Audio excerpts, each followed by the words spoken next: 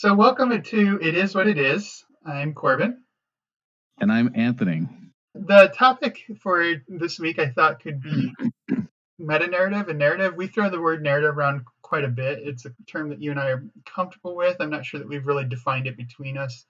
In philosophy, there's raging debates about whether it's a legitimate concept or how it should be used. Sometimes people think it's overused. And so maybe it is kind of jargony, but I did want to look at why we might be using narrative and look at Jean-Francois Lyotard's The Postmodern Condition, the concept of a meta-narrative that helps guide and legitimize sub-narratives. So I want to jump into this topic, but I want to give you a second to kind of expound on why you enjoy or what you think narrative means to you and why we use it so much. I think narrative is fundamental to like the human experience. I think like the only reason you get into sports is because you've developed some sort of story of what's happening in front of you. Otherwise it's just not interesting. Like it's our very nature to tell stories so I think it's also our nature to fabricate stories as well. Part of my job, right, is to help people understand and come to terms with the world around them. And I have to tease out their own experience from that. And the only way that usually becomes effective is if I pull on the right strings, the right narrative structure for that person, and then they, come to understand what concept it is I'm teaching or what concept it is they're experiencing in terms of science. Good. I'm glad that you framed it in that sense of self-understanding, a sense of understanding of the world around us. I think that's really capturing how I view the importance of narrative. We try to put the pieces together, right? We have individual experiences, we have single data points, whether this is individual or collective. There's occasions that occur, but we want to make sense of it all. And I think the common thing is to tell a story of our lives, to have a autobiography kind of that we tell ourselves, or to have a collective history and how we understand our society. And then, of course, there's also the natural history. And this is kind of where the debate tends to rage is it right to think of humans trying to understand the world around them in the terms of narrative, or is scientific explanation something other than narrative? Is there something more objective and concrete or non-perspectival that science provides that maybe narrative doesn't give enough credence to? And I think that's where we want to enter into this question of meta-narrative. I, as a scientist or former scientist, whatever people want to define me as, I define myself, jerks.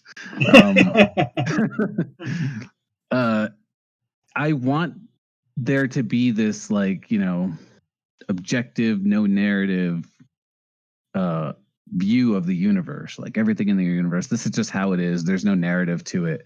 But I think you might have accidentally done this to me. I no longer believe that. I'm starting to believe that like maybe there is no such thing as like objective reality, and there's just like layers of perception. And narrative is certainly one of those things that alters perception of things. You ask two people to recount a situation, and each person has a different viewpoint of that situation. Now maybe there's like a camera there, and you could say that camera might be observing objectively, but also at the same time that camera has a perception because it's got this one specific angle. It can't see out of its view, and so you can only extrapolate so much from that thing, which we think is unobjective. But then there's also the viewer, right? The viewer of the footage, they take their own perception on what they're seeing and they interpret it. And so I'm no longer I no longer agree that there's like objective universe. Maybe there is, but we'll never be able to see it because no matter, as soon as you into a viewpoint on it, then you have like a perspective on it, and then objectivity goes out the window. Yeah, I'll just from my perspective, I will just qualify that I think there is an objective reality in the metaphysical sense that there's something out there that's separate from the way that we think of it, and that is the kind of the sea that we swim in. But when we talk about objective reality or objective understanding, then I think we're not talking about the reality itself. We're talking about our understanding or explanation of that reality. And so now it's kind of a layer on top of that reality, which is how do we how do we break up that reality into parts? How do we understand how those parts are related? How do we understand how we fit into that reality? And there's problems with the analogies I've used already, but before I don't really want to dive into all those kind of technical debates. I just want to distinguish between like the world, the reality, metaphysics, and our knowledge, our understanding, our stories about reality, which is typically called epistemology. Yeah, I think that's really important, and I don't want to go too deep into this whole realm, but I think narrative does play into that because, as I said earlier, narrative helps shape our understanding, but it also allows us to communicate our understanding to others, which then affects their understanding. Example, I guess, with basketball, right, is we collect basketball stats, and we use those stats to tell stories about players. Giannis is the MVP because he has X, Y, and Z stats. And then you can come in and say, well, I think LeBron's the MVP because there's this other stat that you're not taking into account. And so we're using these numbers, which might be, objective reality, depending on how you define it, to kind of argue our own viewpoints or, disprove our own viewpoints. It really depends on what narrative you're going for here. And I think that's a really important part of this conversation. Yeah, actually, that sets it up very well for the introduction of Lyotard. So Lyotard was writing in the 60s, writing an epistemology project about universal or global perspectives on science and understanding, and noticing that there were conflicts among different cultures about which stories to accept politically, and debates about scientific theory, which theories should take the day, and which data to accept as supporting which theories. And he kind of articulated that in the modern age, we wanted a story that could tie everything together. So yes, of course, we all each have a part of the story, but there has to be some master meta narrative that can explain how everything fits together and legitimizes all our individual stories or individual pursuits in scientific discovery. And it's that question of legitimation that he wants to bring into question and into challenge. And so he said basically that whereas religion in the past and maybe science for the modern age provided this view that we could explain everything and have some way to justify every piece of understanding and every viewpoint that we took, the postmodern age came to be skeptical of those stories because they found ways that they were incommensurable. They didn't match up with other stories that were supposed to explain everything, or there were certain experiences that couldn't be accounted for in those meta narratives, and they were being excluded because they didn't fit the picture. So the postmodern condition, he said, is a challenging or questioning of overarching meta narratives that are supposed to verify what's real and what's legitimate and what's not. A lot of people have taken that kind of challenge to meta narrative to therefore throw out all forms of legitimation. There's a huge skepticism and strong postmodern schools of thought that say that there's no norms, there's no power structures. I mean, there's nothing but power structures. So anytime somebody tries to tell you that something's right or good or worthwhile, that you ought to or should do anything, they're just trying to control you. And so this rejection of meta narratives has often led to a rejection of norms and legitimacy altogether. I'm not down with that. I really feel like we can still talk about norms and validity and legitimacy, and just recognize that there may be reasons to be skeptical of meta narratives because ultimately they're always constructed from finite points of view. So we could be wrong about those meta narratives. And so I don't want to throw out the baby with the bathwater. I'm a fan of keeping the idea of norms and legitimacy, but now we have to be able to explain them when there's no overarching meta narrative to give them their value. I think communication only works when there are norms. Um, and I actually teach this in my communicating science class, not as I just articulated, because the ideas and play of norms in a narrative has only recently been illuminated to me. It's one of the things that I'm learning as we do this podcast series is the importance of norms. But if you try and articulate a specific viewpoint, let's say it's like something of great scientific importance, like the COVID crisis, right? The only way that you're really going to be effective in communication is if you relate it to the person that you're communicating with. We're having this two-way conversation, right? I'm trying to communicate something to you about the COVID crisis. The only way that I'm going to be effective is if I put it in your terms. And without understanding the norms that govern your life, I will never hit that mark. Mm. I won't be able to put it into your terms if I don't understand how your world operates. And I think that's where the norms come in nicely. And then you think about communicating with other cultures, you have to have a whole different strategy because there's a whole different set of norms that operates in that culture.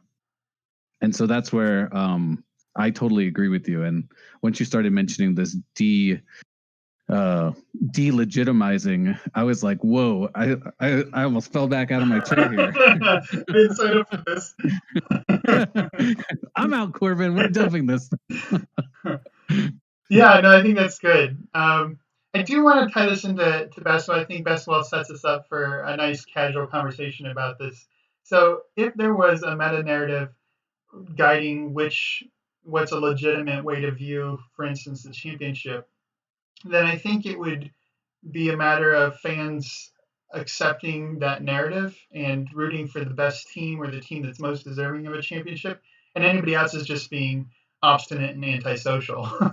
But in fact, I think that there's a lot of reasons to root for particular teams, and there's no one team that's the most deserving of a championship.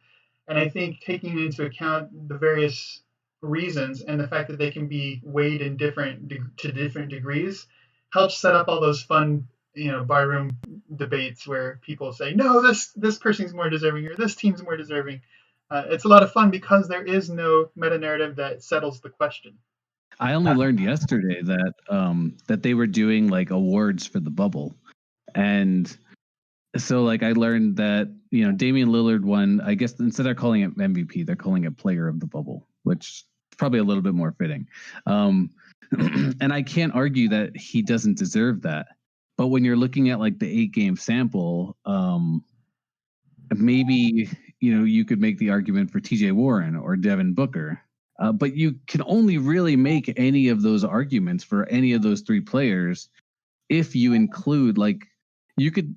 I was arguing earlier that stats can be their own narrative, but let's pretend that that's not true. Let's pretend that stats are stats and that they're objective reality.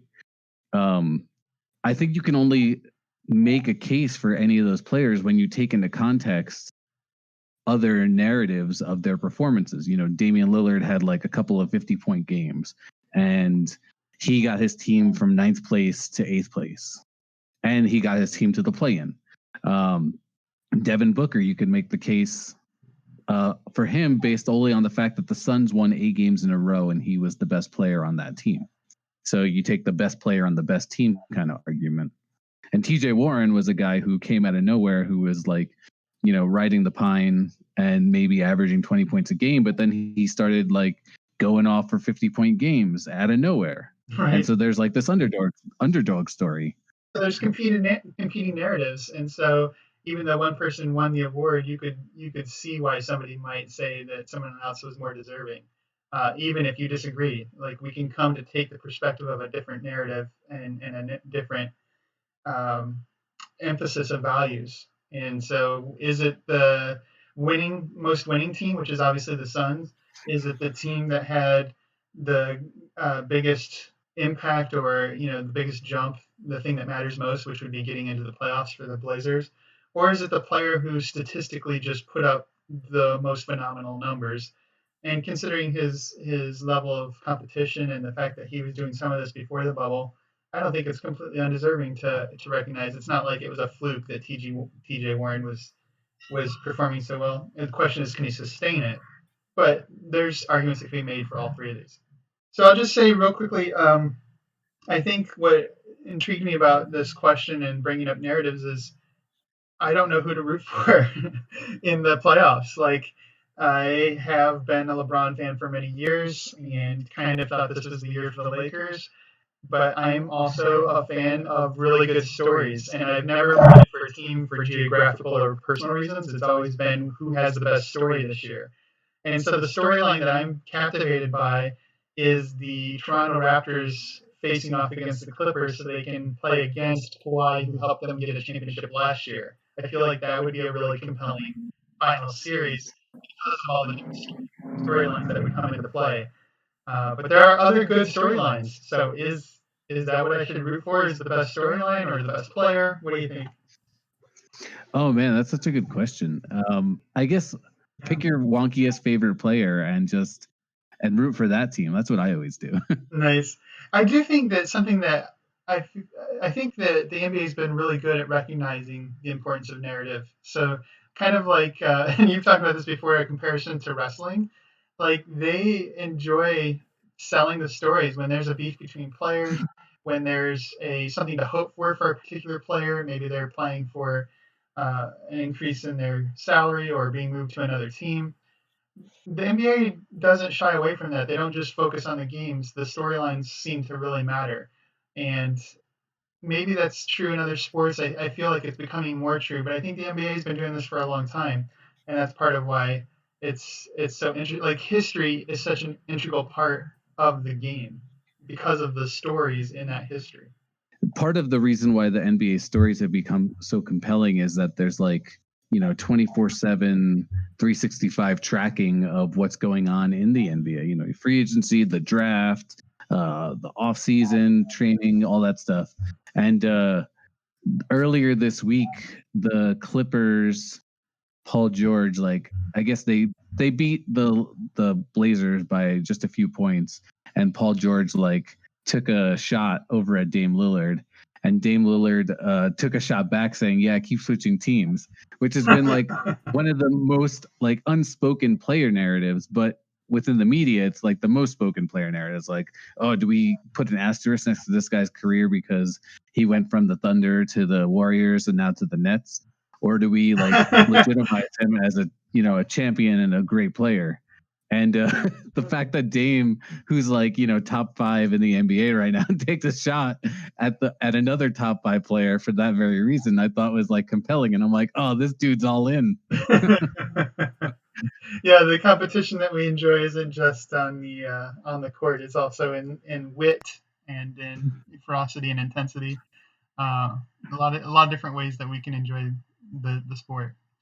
But going on, further with the narrative thing is typically the NBA, it does a good job advertising and marketing the narratives, but I don't think it does a good enough job because typically, at least from like a general fan perspective, the narrative that they tie in is usually some goofy movie, like summer blockbuster that they tie in is like we'll show some scenes of the Avengers and intersperse some scenes of Chris Paul and James Harden and our superstars doing stuff. And so you get this like, these guys are heroes kind of comparison. But just thinking about this year's playoffs, if you go beyond it's got to be LeBron and Giannis in the finals, how compelling would that be? You realize that there's like a good number of storylines that can happen. I mean, first we have Chris Paul versus James Harden in the first round of the playoffs, and those two were teammates last season. And Russell Westbrook is on the other team, and he got traded for Chris Paul. So there's got to be some animosity going on there. Like you mentioned, Toronto with Kawhi, that could be a finals matchup, and we're all hoping that could work out. And now there's the Paul George Dame Lillard beef that's going on. Can the Blazers upset the Lakers in the first round? What about Luka Doncic? He's been like MVP caliber player all season. What can he do in the playoffs? This is his first playoff run. And by the way, he's only in his second season. Yeah. Like, there's so many storylines that the NBA could be highlighting and making even more dramatic. And I Yeah. think that's what's best for basketball. Yeah, absolutely. And it's you focused a lot on the teams on the West, and I think that's probably right. They're the stronger conference. But even in the East, there's the T.J. Warren, who was excellent in the bubble, is playing his kryptonite. Jimmy Butler seems to be the only player that can get under his skin, and they're playing in the first round. So that could be an interesting series. We have Giannis, who's kind of been seen as an angel and a hero for so many years, got suspended this week for headbutting another player, and the Bucks are not playing well. So all of a sudden, the presumptive favorite and the best team, with the best record for the year, may not necessarily be the team that people are rooting for anymore. I kind of wanted to see him get his ring and felt like he's worked so hard to get here, but I'm kind of rooting against Giannis this time, even though that's been who I've been rooting for 4 years or so. Boston is without Kyrie Irving for their first year, and the Nets are also without Kyrie Irving and Kevin Durant. I mean, what's more compelling than letting the two biggest names in the league watch from home? Right, right. What is funny is that it is actually kind of compelling. Yeah, no, it's been a good. This bubble ended up being a good experiment. I was all worried about the health crisis and whether this was a good idea. No cases of COVID inside the bubble. Once people acclimated, there were people that came in or were coming in from having COVID and had to be quarantined, but nobody got it in the bubble. So seems like the NBA is taking the precautions in order to make the sport fun and safe, and that's exciting stuff.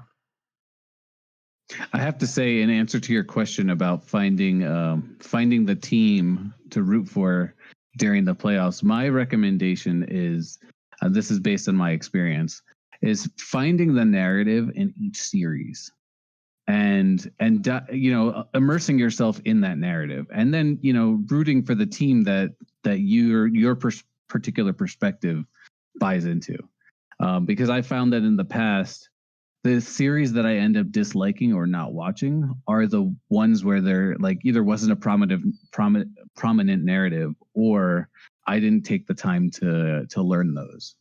And so, I either phased it out or just didn't watch it or whatever. And I think that kind of ruins the reason why we watch in the first place. Yeah, that's sage advice. I think typically I do that anyways. If I'm going to watch a series, I end up buying into some storyline either about a player or a coach or a team. And if I can't do that, I end up like playing with my phone or doing something else while the game's on. It's too bad that I mean, I want to say I just enjoy the sport, but there's highlight reels for that. Right, exactly. And if you're looking for one team, let me offer you this. So there's a player on a team who wants to have a coffee shop when he's done with the NBA life. And I hear he's charging $20 for a French press coffee in the bubble to his fellow colleagues. And so I think if you're into entrepreneurism at all, he's your guy. And that's Jimmy Butler of the Miami Heat. And if you think $20 is too much for a cup of coffee, root for T.J. Warren and the Pacers. Nice. Well, I think we covered the ground pretty well, and if not, well, it is what it is.